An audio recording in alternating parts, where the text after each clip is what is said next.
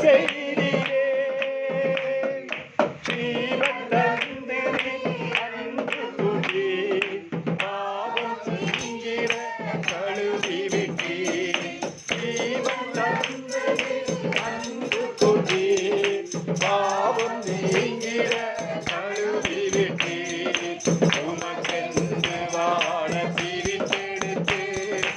உமது ஊழியம் செய்ய வைத்தீர் உமக்கென்று வாழ பிரித்தெடுத்து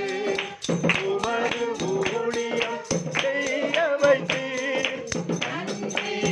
தகப்பனே நன்மை செய்தி